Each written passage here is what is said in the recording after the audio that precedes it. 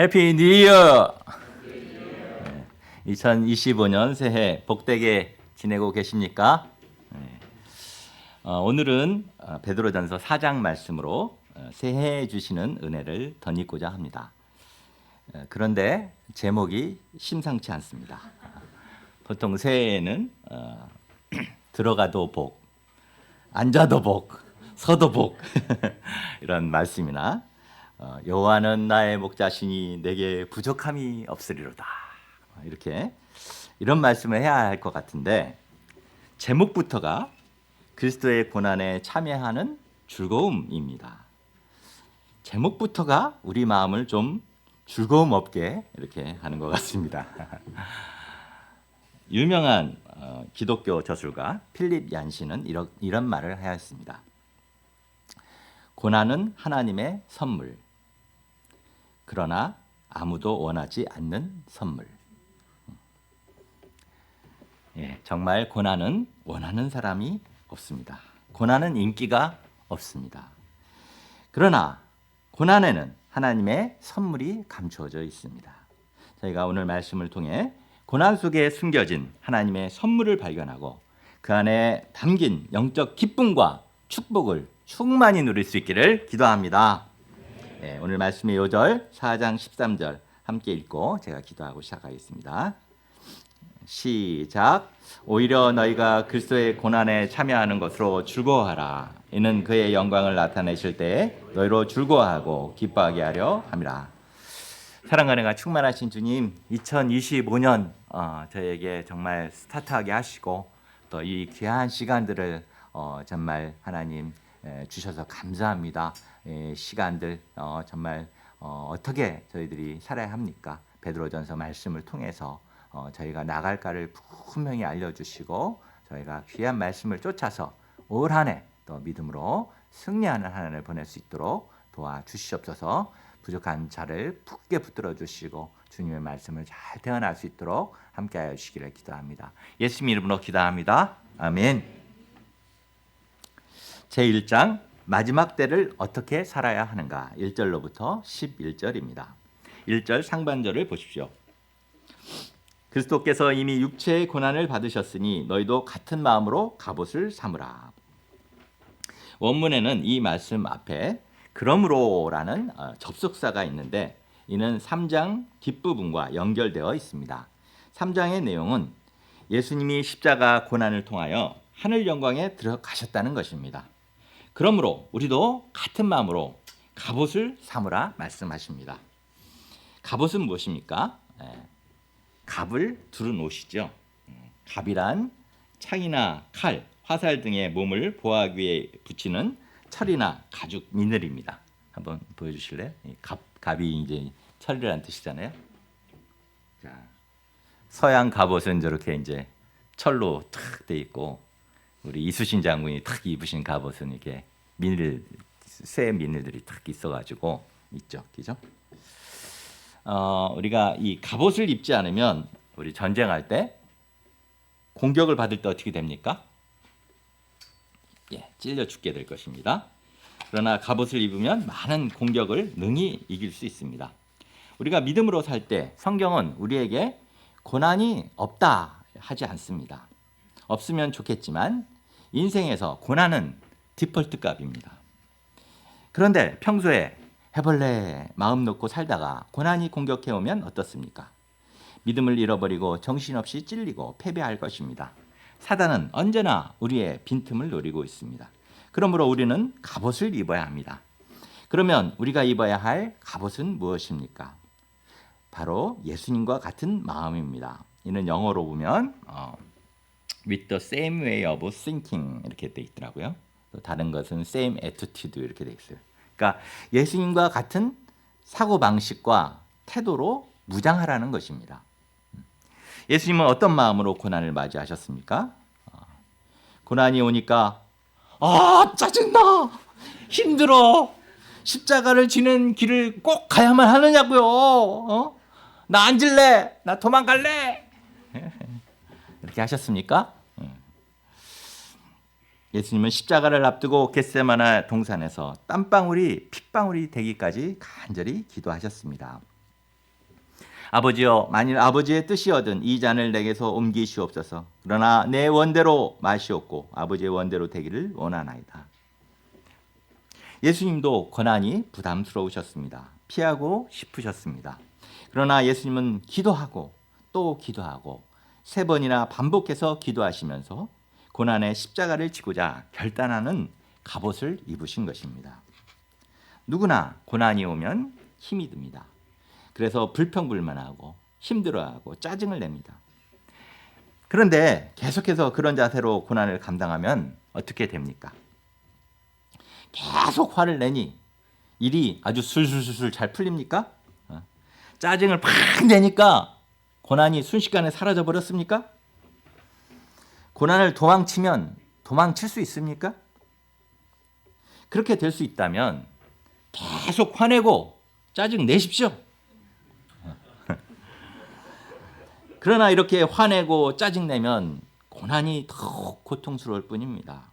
일은 더 나빠져 갈 것입니다. 영적으로는 아무 성장이 없고 힘만 들 것입니다. 이는 갑옷 없이 사탄의 공격을 온몸으로 막아내려는 모습입니다.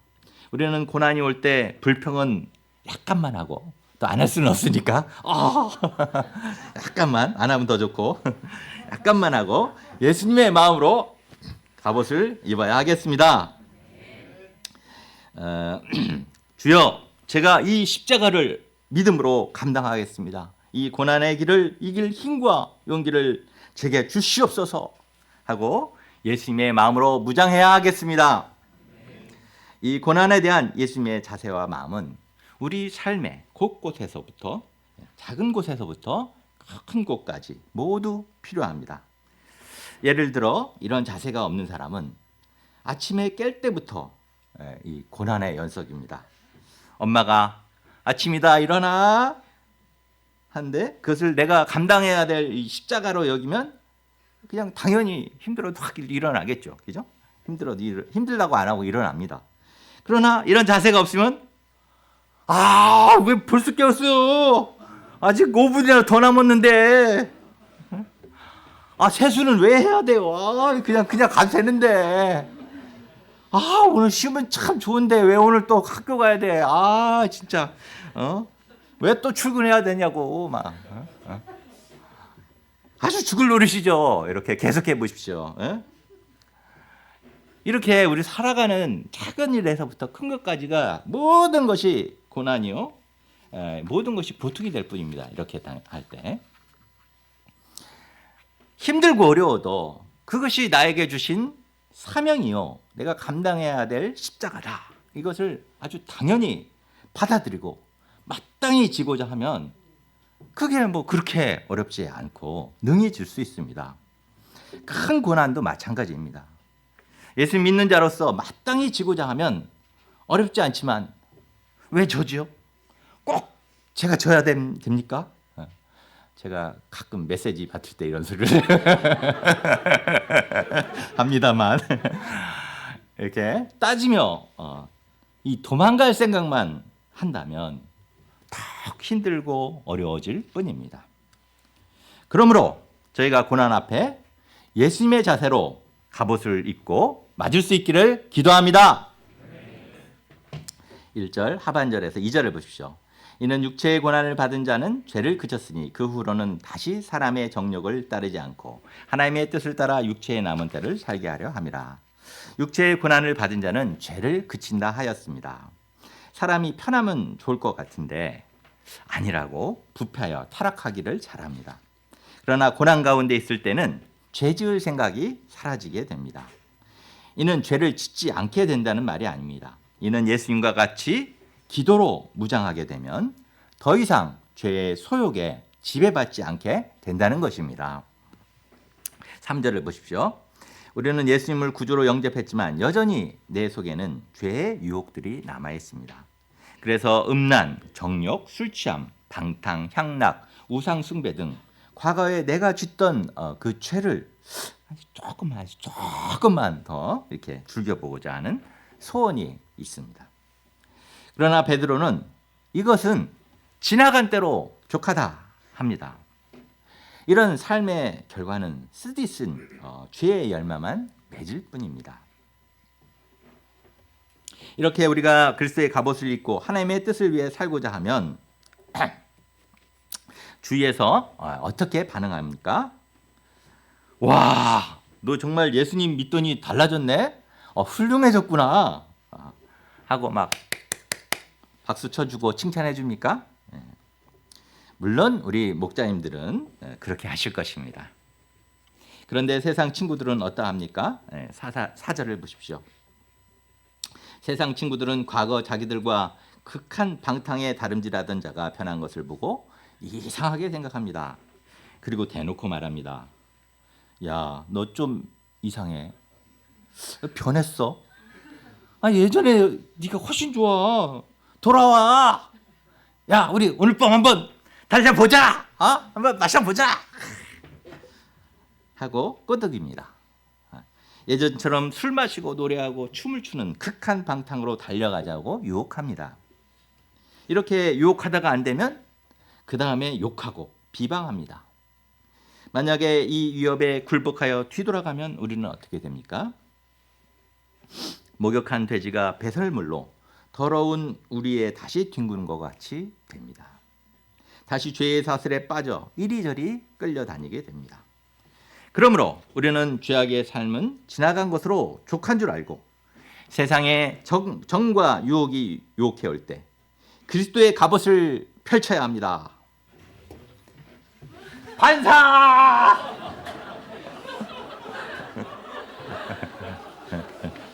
반사시킵시다. 또 산자와 죽은 자를 심판할 일을 생각해야 합니다. 그들이 지금은 나를 비방하지만 조금도 두려워할 필요가 없습니다. 왜냐하면 장차 그리스도의 심판대 앞에서 행한 대로 심판을 받기 때문입니다. 하나님의 심판이 없다면 이 세상에서 거룩하게 살아갈 이유가 없을 것입니다. 그러나 시작이 있으면 끝이 있듯이 하나님의 심판은 반드시 있고 그 심판은 엄히하고 무섭습니다. 하나님은 심판을 통해 신자들을 완전한 구원에 이르게 하지만 불순종하는 자들은 불과 유황에 타는 못에 참여하게 될 것입니다. 그러면 사람의 정욕을 따르는 삶 대신 신자는 어떤 삶을 살아야 합니까? 첫째, 깨어 기도하는 삶을 살아야 합니다. 7절을 보십시오. 만물의 마지막이 가까웠으니 그러므로 너희는 정신을 차리고 근신하여 기도하라. 인류 최후의 날이 점점 다가오고 있습니다. 저는 개인적으로 전 세계적 이 환경 오염과 기후 위기, 또 인공지능과 로봇의 발달을 보면서 마지막 날이 가까이 온 거 아닌가, 얼마 남지 않은 거 아닌가 이런 생각을 가끔 합니다. 그러나 어떤 사람들은 이렇게 묻기도 합니다. 아니, 예수님 때도 중세에도 요즘에도 마지막 날이 가깝다고 하는데 과연 만물의 마지막 때라는 말이 맞아요?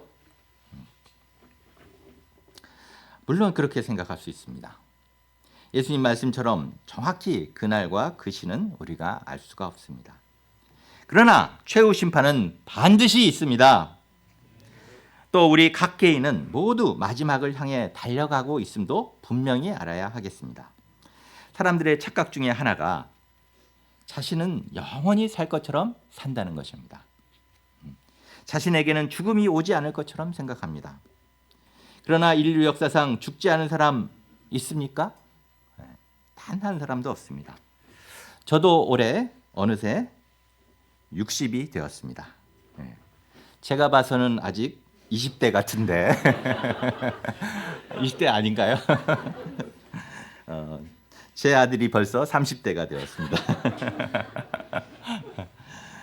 제가 영원히 살 줄 알았는데 주님 나라 갈 때가 가까워진 것 같습니다. 그런데 저만 그렇습니까? 여러분은 괜찮으십니까? 젊은 형제 자매님들, 혹시 내가 늙겠어? 내가 죽을 수 있겠어? 생각하고 있지는 않습니까? 저도 그랬습니다. 미안하지만 저보다 더 빨리 가실 분도 있을 수 있습니다. 이번에 제주항공 사고를 한번 보십시오. 어떤 분이 나 유언해야 하나 하고 이 카톡을 보냈는데 유언할 시간도 없이 돌아가셨습니다. 이처럼 우리는 개인적으로 모두 마지막 시대를 살고 있음을 분명히 알아야 하겠습니다. 정신을 차린다는 마지막 시대에는 우리가 할 일은 정신을 차리고 살아야 한다는 것입니다. 정신을 차린다는 말은 사전적으로 잃었던 의식을 되찾다, 뉘우치며 정신을 다잡다, 사리를 분별하다 이렇게 정의되어 있습니다. 우리는 세상 일과 욕심에만 빠져서 정신을 잃고 현재에 매몰되어 살 때가 참 많습니다. 우리는 정신을 차려 세상에만 빠져있는 의식을 되찾고 다잡고 사리를 분별하는 삶을 살아야 하겠습니다. 그러기 위해서 우리는 깨어 기도해야 합니다. 기도하는 삶은 가장 건강하고 우리를 깨어있게 합니다. 예수님은 십자가의 고난과 죽음 앞에서 땀이 피가 되도록 기도하심으로 깨어있는 삶을 사시고 온전히 그 사명을 감당하실 수 있었습니다. 그러나 베드로는 기도하지 못하므로 계집종 앞에서 3번이나 예수님을 부인하며 실패하였습니다. 이제 그는 실패를 거울 삼아 성도들에게 깨어 기도하는 삶을 살라 이렇게 권면하고 그도 깨어 기도하는 자가 되므로 영적으로 승리하고 순교의 생애를 감당할 수 있었습니다. 둘째, 뜨겁게 서로 사랑하는 삶을 살아야 합니다. 8절입니다. 무엇보다도 뜨겁게 서로 사랑할지니 사랑은 허다한 죄를 덮느니라. 뜨겁게 사랑한다는 것은 무엇일까요? 난로불을 뜨겁게 피워두고 뜨거운 군고구마를 나눠 먹으면서 사랑하는 것일까요? 메시지 성경을 보니까 이 부분을 이렇게 번역하고 있었습니다. 제가 영어를 잘 못하지만 하겠습니다. Most of all, love each other as if your life depend on it. 못하는 해석이지만 하자면 무엇보다도 먼저 그죠? 서로 사랑해라. As if 마치 your life 네 생명이 네 삶이 depend on it 그것에 달려 있는 것처럼 그죠? 마치 우리의 삶의 성패가 사랑에 달려 있는 것처럼 그렇게 전심전력해서 사랑하는 삶을 살아가라는 것입니다. 이러한 사랑은 허다한 죄를 덮습니다. 사랑은 예수 믿는다고 사람은 예수 믿는다고 한 번에 달라지는 것은 아닙니다. 사람은 허물투성이의 존재입니다. 사랑이 없으면 이 약점들이 크게 보이고 아주 잘해도 믿게 보이고 장점보다는 허물들만 보이게 됩니다. 그러나 사랑하게 되면 그 허물이 아무것도 아닙니다. 어머니는 자기가 낳은 아기를 사랑하기 때문에 아무리 애가 똥 오줌을 싸도 똥을 싸도 아이고 똥도 잘 싸네 그렇게 하죠. 그러면서 이를 잘 섬겨줍니다. 마음에 사랑이 있으면 약점도 사람스럽게 보여서 얼마든지 이를 감당해 줍니다. 이렇게 서로를 감당해 주는 뜨거운 사랑은 당시 힘들고 어려운 고난의 시대를 살던 성도들에게 어려움을 이길 큰 힘과 위로가 될 수 있었습니다. 우리에게도 이 사랑의 힘이 필요합니다. 내 눈에 자꾸 그 사람의 미운 점, 약점만 보인다면은 내 마음 안에 그 사랑이 식은 것입니다. 우리가 내 인생의 성패가 마치 사랑에 달려 있는 것처럼 뜨겁게 사랑함으로 우리 교회에 예수님의 사랑의 은혜가 충만할 수 있기를 기도합니다. 셋째, 선한 청지기 같이 봉사하는 삶을 살아야 합니다. 10절을 보십시오. 각각 은사를 받은 대로 하나님의 각양 은혜를 맡은 선한 청지기 같이 서로 봉사하라. 은사는 영어로 기프트로 하나님이 각 사람에게 주신 선물입니다.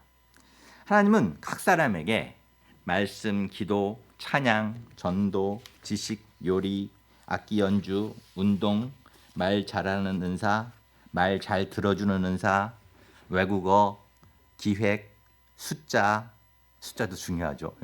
돈 세는 거 이런 거.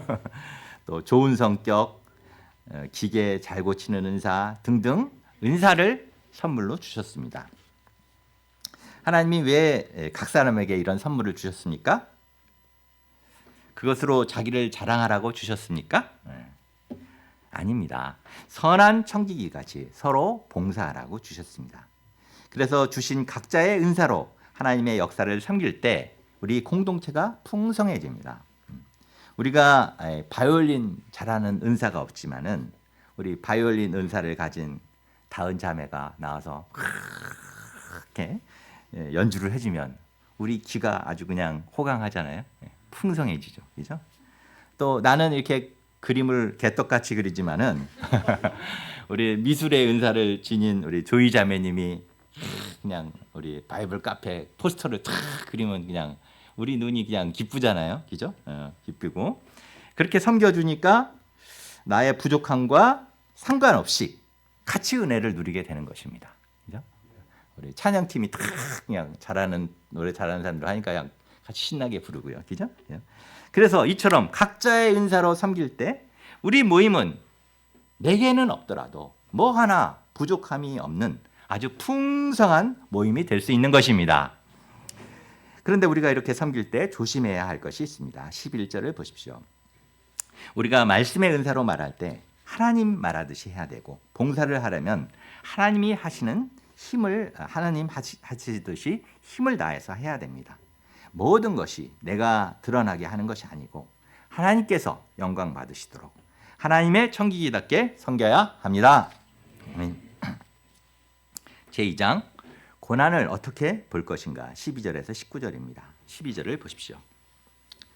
사랑하는 자들아 너희를 연단하려고 오는 불시험을 이상한 일을 당하는 것 같이 이상히 여기지 말고 우리가 예수 믿고 믿음으로 살려고 하면 우리는 우리의 삶에 축복이 쫙 펼쳐지기를 기대합니다.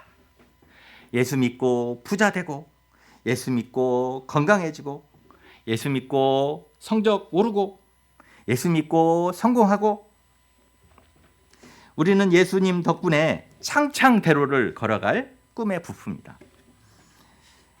그런데 정말 그런가요? 물론 우리는 예수님 믿고 너무 놀라운 은혜들을 많이 체험합니다. 그러나 우리에게 불시험도 찾아옵니다. 불시험은 불로 하는 시험입니다. 얼마나 세고 얼마나 강하고 아픕니까? 그것도 한 번만 오는 것이 아닙니다. 여러 차례 옵니다.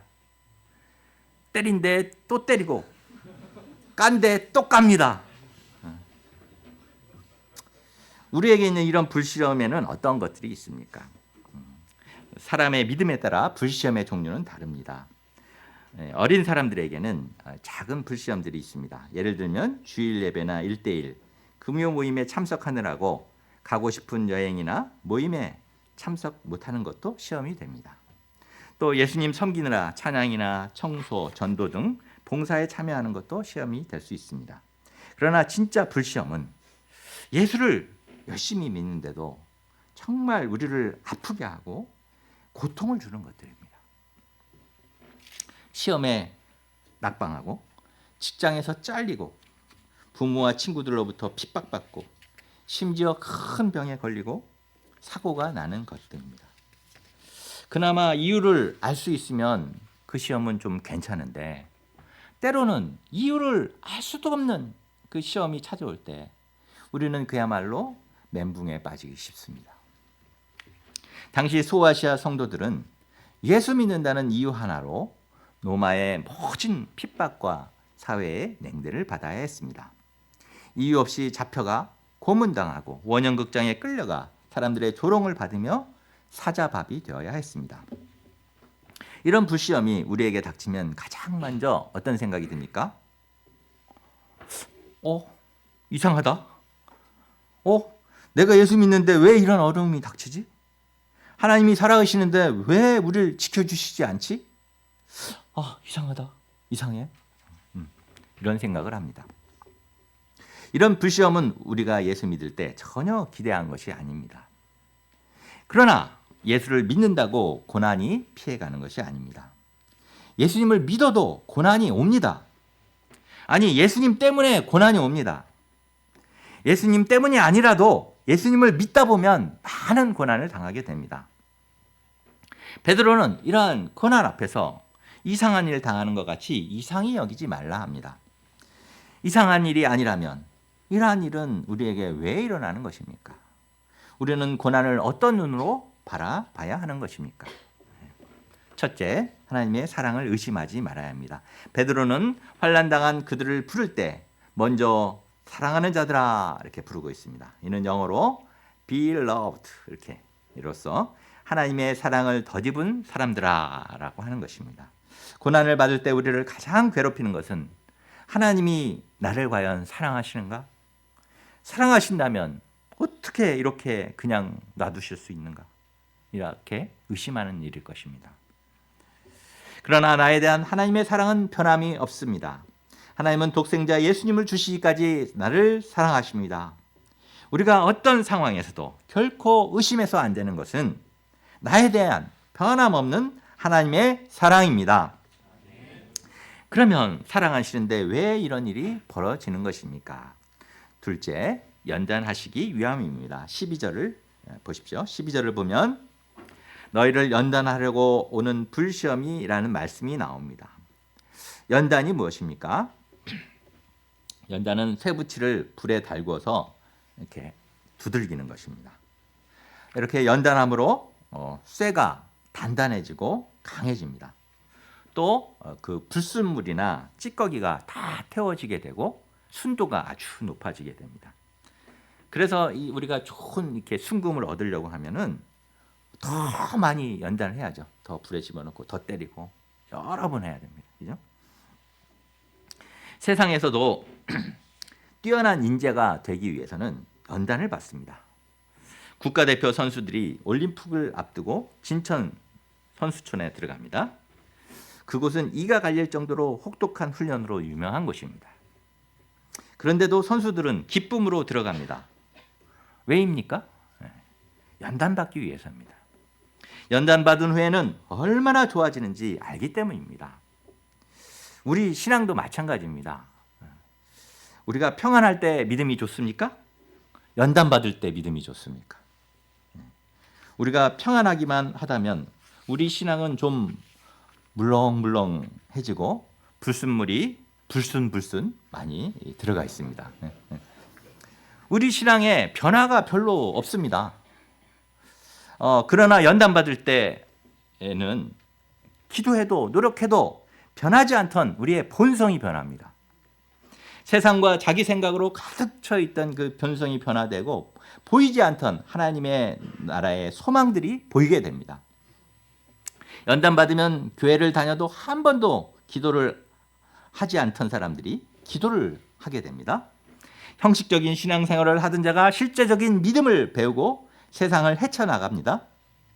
연단을 통해서 우리는 이론적으로만 알던 그 믿음이 우리의 실제가 되고 성경에만 기록되어 있던 그 믿음의 능력이 현실에서 나타나는 것을 체험하게 됩니다. 이처럼 고난은 우리를 연단함으로 살아있는 믿음을 가진 참된 크리스찬으로 빚어가는 것입니다. 셋째, 그리스도의 고난에 참여하는 기쁨을 알게 하기 위해서입니다. 13절을 보십시오. 함께 읽어보시겠습니다. 시작. 오히려 너희가 그리스도의 고난에 참여하는 것으로 즐거워하라. 이는 그의 영광을 나타내실 때 너희로 즐거워하고 기뻐하게 하려 함이라. 고난에 참여하는 것은 참여하는 것으로 오히려 즐거워하라고 합니다. 고난에 참여하는데 어떻게 즐거워할 수 있을까요? 무엇이든지 우리가 잘 배우려면 어떻게 해야 됩니까? 참여해 봐야 합니다. 요리를 우리 잘 하려면 크게 보고 듣는 것뿐이 아니라 어떻게 해야 돼요? 내가 직접 불을 켜고 소금을 치고 요리를 해봐야 됩니다. 참여해 봐야 됩니다. 운동을 잘하려면 막 강의만 듣는다고 되는 게 아니죠. 막 함께 공을 치고 던져봐야 됩니다. 참여할 때 고난이 따르지만은 참여할 때 제일 많이 배우고 제일 재밌고 기쁩니다. 예수님께서 우리를 위해 십자가를 지시고 많은 고난을 당하셨습니다. 성경에 써 있으니까 우리가 알 수 있습니다.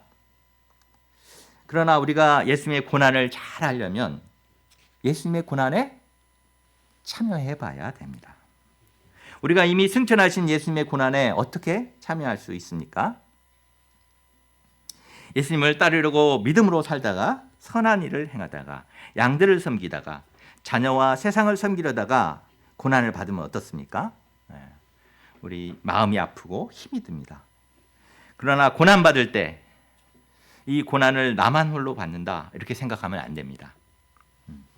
이런 생각을 하면 그 고난은 고난을 당하는 것입니다. 고난한테 당하는 거죠.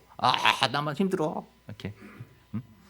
그러나 우리는 이 고난을 예수님의 고난과 연결시켜야 합니다.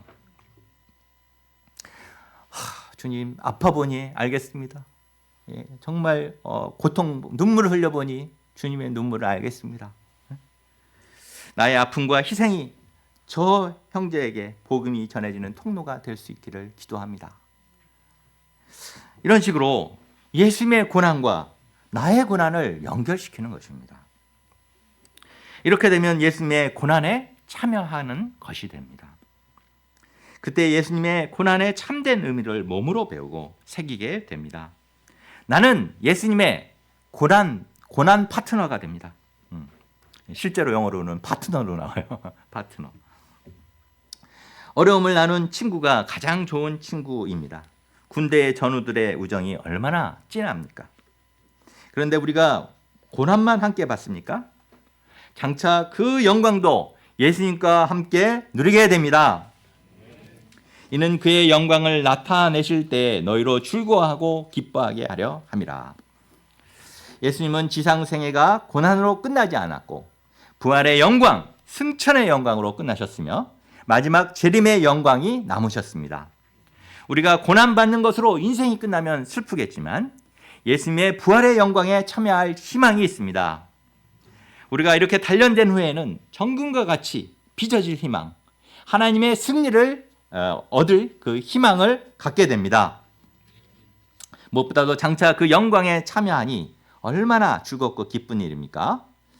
여기에 나온 기뻐한다라는 그 말은 헬라어로 아갈리아오인데 이는 몹시 기뻐 날뛴다 이런 뜻이고요. NIV 성경에는 오버조이, 킹제임스 버전에는 익시딩 조이 이렇게 해야겠죠. 이로 번역되어 나옵니다. 고난의 동참함으로 우리는 이런 엄청난 기쁨, 고난이 깊으면 깊을수록 그 기쁨도 더 큰 것이죠. 기쁨에 동참하게 됩니다. 우리가 이 땅에서 고난을 받으며 즐거워하는 것은 그나라의 즐거움과 기쁨을 예행 연습하는 것과 같습니다. 로마서 8장 17절 18절 한번 함께 읽어보실까요? 한번 함께 읽어보시겠습니다. 시작. 자녀이면 또한 상속자 곧 하나님의 상속자여 그리스도와 함께한 상속자니 우리가 그와 함께 영광을 받기 위하여 고난도 함께 받아야 할 것이나 생각하건대 현재의 고난은 장차 우리에게 나타날 영광과 비교할 수 없도다. 넷째, 고난받는 자에게는 영광의 영이 함께 하심을 기억해야 합니다. 14절을 보십시오. 너희가 그리스도의 이름으로 치욕을 받으면 복 있는 자로다. 영광의 영, 곧 하나님의 영이 너희 위에 계심이라. 고난 중에서도 치욕은 인격적인 모욕을 받는 것으로서 감정적으로 참기 어렵습니다. 어떤 목자님은 전도지를 나누어 주는데 어린 학생에게 꺼져 하는 소리를 들었다고 합니다. 그래서 잘못 들은 줄 알고 뭐라고요? 이렇게 물으니까 꺼지라고 하는 소리를 재차 들었다고 합니다. 자기 자식보다도 어린 학생에게 이런 소리를 들을 때 어떻게 하기 쉽습니까? 당장 달려가서 그냥 멱살 잡고요. 다시 한번 말해볼래? 이렇게 하고 따지기 쉽습니다. 그러나 이런 수치와 모욕을 받을 때 우리는 어떻게 생각해야 됩니까? 예수님이 십자가에서 나를 위해 치욕과 조롱을 당하셨으니 나도 치욕을 당하는 것이 마땅하다. 하나님 감사합니다. 우리가 이렇게 할 수만 있다면 정말 우리는 성숙한 그리스도인이 된 것입니다. 베드로는 오히려 이런 고난을 받으면 복되다 하십니다. 왜냐하면 이러한 극심한 수치와 모욕을 당할 때 영광의 영, 곧 하나님의 영이 그들을 위해 함께 하시기 때문입니다. 성령님은 이렇게 고난받는 자와 함께 하셔서 아프고 상처난 마음을 위로해 주십니다. 만져주시고 보듬어 주십니다. 고난받고 모욕받는 성도를 버려두지 않으시고 영광의 영으로 함께하는 은혜를 베풀어 주십니다. 로마 시대 수많은 성도들이 순교하였습니다. 예수님의 제자들도 유다와 요한만 빼고 모두 순교하였습니다. 그들이 그 극심한 고통과 수치 속에서 어떻게 믿음을 지키고 승리할 수 있었습니까? 바로 영광의 영, 하나님의 영이 그분들과 함께 하시고 그분들의 믿음을 지켰기 때문에 넉넉히 승리할 수 있었습니다. 이사야서 43장 2절 함께 읽어보시겠습니다. 시작. 내가 물 가운데로 지날 때 내가 너와 함께 할 것이라. 강을 건널 때 물이 너를 침몰하지 못할 것이며 내가 불 가운데로 지날 때 타지도 아니할 것이요 불꽃이 너를 사르지도 못하리니. 하나님은 우리가 물과 불 위를 지날 때 위험하니 내가 물을 없애주겠다, 불을 꺼트려 버리겠다 이렇게 하지 않으십니다. 대신에 내가 물 가운데 있으나 내가 너와 함께 하겠다, 내가 불 가운데 있으나 내가 너와 함께 하겠다 이렇게 말씀하시면서 함께 하시겠다 약속하십니다. 별은 낮이 아니라 밤이 되어야 보입니다. 어둡고 힘들 때에라야 비로소 우리는 하나님이 나와 동행하시고 계시고 나를 보호하고 계심을 온전히 깨닫게 됩니다. 그러므로 고난의 때 우리는 고난을 어떻게 바라봐야 합니까? 우리는 복음의 안경, 믿음의 안경을 끼고 이 고난을 바라봐야 하겠습니다. 고난은 나를 사랑하기 때문에 주시는 하나님의 선물이다. 고난을 통해서 내가 성장하고 예수님 체험하고 하나님이 함께 해주시니 복이다. 복! 수준 높은 복이다. 이렇게 믿음의 안경을 끼고 볼 수 있어야 하겠습니다. 2025년 새해가 시작되었습니다. 우리 모두가 하나님의 충만한 은혜의 복 덧입기를 기도합니다. 더불어 고난 가운데서 불평하고 슬퍼하며 피할 생각만 하지 아니하고 오히려 믿음으로 그리스도의 고난에 적극 동참하는 자가 되므로 그 안에 담긴 신령한 은혜와 기쁨을 충만히 누리는 저와 여러분이 될 수 있기를 기도합니다. 기도하고 마치겠습니다. 사랑과 은혜가 충만하신 하나님 아버지, 참 2025년을 저희에게 허락하여 주시고 하나님 또 새해를 살아갈 귀한 말씀을 주셔서 감사합니다. 참 저희가 믿음으로 살고자 할 때 좋은 일만 있는 것이 아니고 또 고난도 있음을 알게 하셔서 감사합니다. 저희들이 예수님의 마음으로 이 고난을 준비하게 하시고 또 이제 이 고난을 통해서 예수님을 또 배워가며 또 그 은혜를 오히려 더 참 배워가고 성장하는 한 해가 될 수 있도록 참 도와주시고 저희가 이 고난에 대한 분명한 새로운 또 눈을 받는 믿음으로 보는 자들이 되게 도와주십시오. 감사합니다. 예수님 이름으로 기도합니다. 아멘.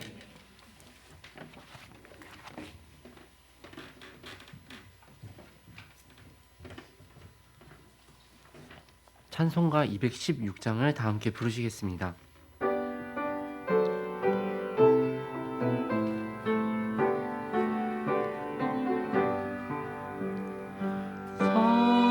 성자의 귀한 목 날 위하여 버리신 그 사랑 고마워라. 내 머리 숙여서 주님께 비는 말 나 무엇 주님께 바칠까. 지금도 날 위해 간구하신 이 옅은 믿음이 아오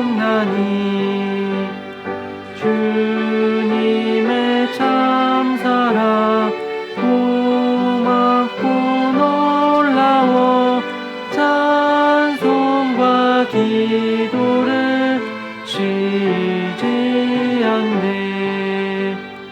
주님의 십자가 나도 지고 신실한 믿음과 마음으로 형제의 사랑과 친절한 위로를 내게 나 베풀게 하옵소서. 만 가지 은혜를 받았으니 내 평생 슬프나 즐거우나